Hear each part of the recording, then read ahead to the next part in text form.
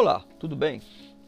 Estamos aqui novamente com mais um vídeo do nosso estudo chamado A Manifestação dos Pensamentos. Como eu tinha falado, nós falamos sobre a morte, e nós tratamos mais da morte física, e agora nós vamos tratar do assunto chamado morte espiritual. Mas quando nós tratamos sobre o espírito, entendemos que o espírito é algo que você não tem assim muito contato. E para que nós possamos traçar um caminho, nós vamos entrar no ponto principal: Deus.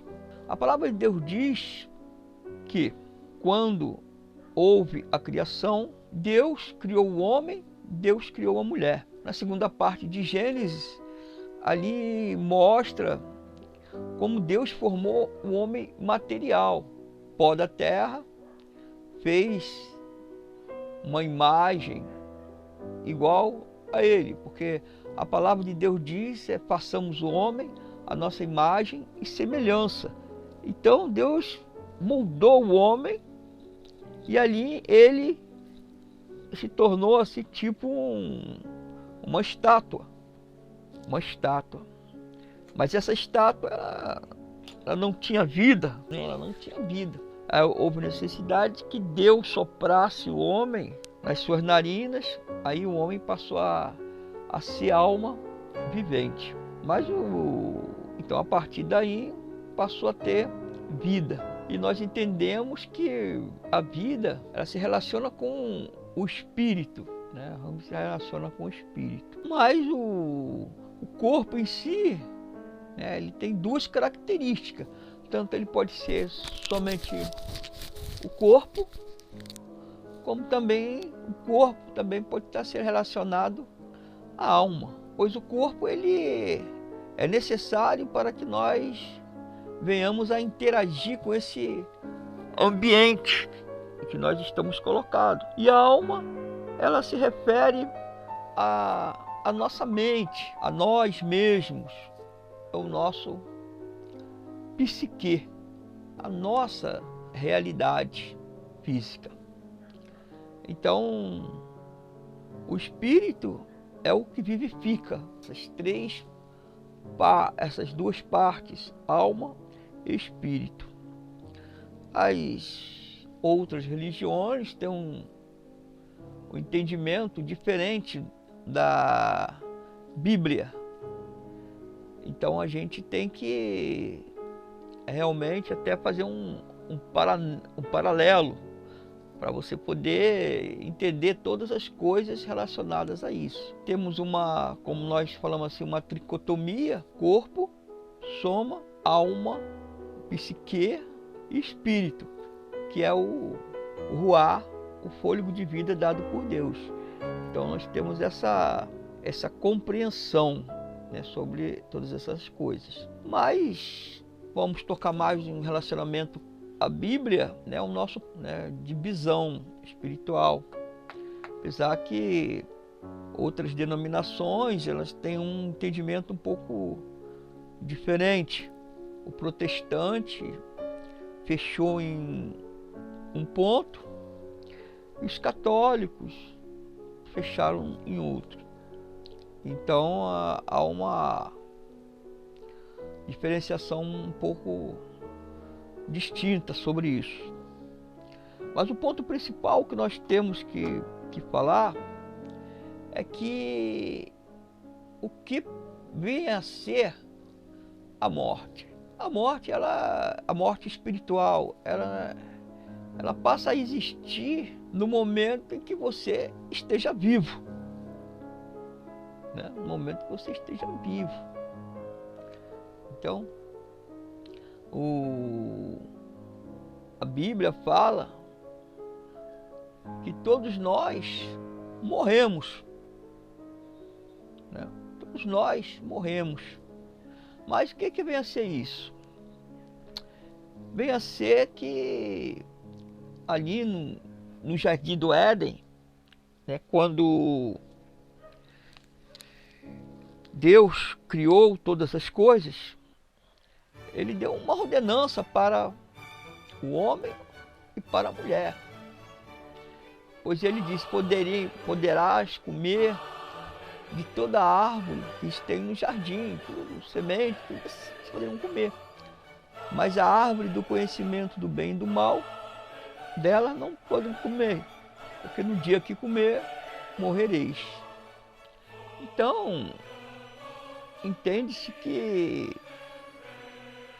a palavra de Deus, ela é eterna. Porque Deus é a palavra manifestada de Deus, é uma palavra criadora. Então, por que existe a morte? A morte existe porque o próprio homem, na sua desobediência, fez com que a morte viesse a se manifestar no seu meio. Porque a palavra de Deus falou, no dia que comeres, se comeres da árvore do conhecimento do bem e do mal, morrereis. Então, para que a pessoa venha a morrer, é necessário a existência da morte, e a morte ali passou a perseguir o homem. Porque não há uma causa assim que justifique a morte em si. Principalmente se você observar que o seu corpo se renova todo dia, mas ele se renova envelhecendo, ele não se renova renascendo todo dia. Então é por isso que nós, como nosso primeiro estudo, quando nós estávamos falando, a morte começa quando nós nascemos, né? Porque ali você começa a sua contagem regressiva. Mesmo que você esteja crescendo, mas aquele é um crescimento, né, que vai chegar a um pico e depois você vai ter uma declinação. Então, o ponto principal que nós observamos é que a morte, ela é uma coisa que se manifestou através da desobediência do homem e da mulher. Toda a humanidade, todas as pessoas estão mortas. Tanto é que Jesus, quando um de seus discípulos perguntaram para Jesus, mandou o discípulo fazer uma determinada coisa, aí ele falou assim para Jesus, deixe-me primeiro enterrar meu pai. Mas Jesus falou para ele, deixe os mortos enterrarem seus mortos. Isso quer dizer que, como um morto vai enterrar o seu morto. Então, uma palavra bem clara, comprovando isso, que nós, nesse mundo material, estamos mortos. Mas, então não tem assim muito que discutir, né? Não tem muito o que dizer. Mas tem uma outra palavra, né, que Jesus é inquirido sobre determinadas coisas, sobre a morte. E um dos fariseus ali perguntou para Jesus sobre vidas passadas, e pessoa no paraíso, viva ali. Jesus ali deu uma revelação para as pessoas ali. A pergunta dele seria, Senhor, tinha uma mulher, essa mulher teve 3 maridos, o primeiro marido morreu, ela casou com outro, o segundo marido morreu, ela casou com outro, o terceiro marido morreu. Então eles perguntaram, quando aquele grande dia ela estiver lá no céu, quem vai ser o marido dela? Se 3 foram o marido dela.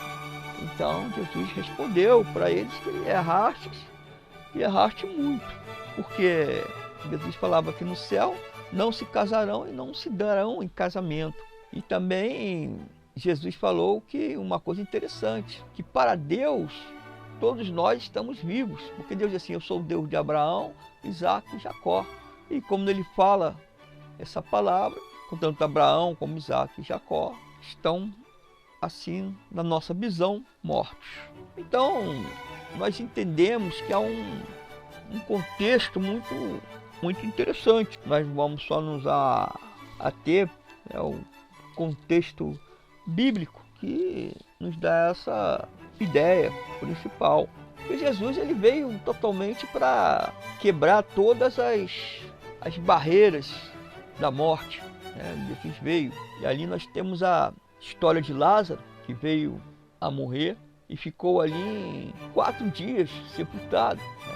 Então, uma situação praticamente irreversível, dentro de uma cova, uma grande pedra colocada, local totalmente impossível de respirar, impossível de a pessoa estar viva ali dentro, trancado, 4 dias.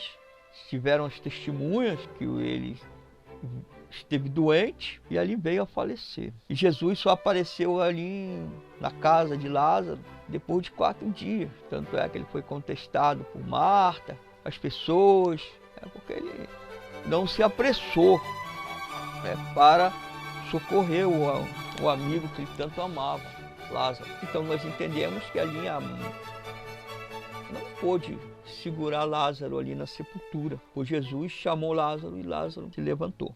E nós vemos que, para nosso entendimento natural, é possível aquela pessoa ter saído da sepultura. Mas, como diz a própria palavra, para Deus tudo é possível. E Jesus é o próprio Deus, Deus encarnado. E nós entendemos que as coisas para Deus são possíveis. Então, há essa definição na tradição cristã, quando a pessoa recebe Jesus como o único eterno Salvador, o seu espírito é renovado e vivificado através do Espírito Santo, e a pessoa passa a ter um espírito vivo, diferenciado dos outras pessoas que têm um espírito, mas esse espírito não está vivo da forma para entender as coisas de Deus, porque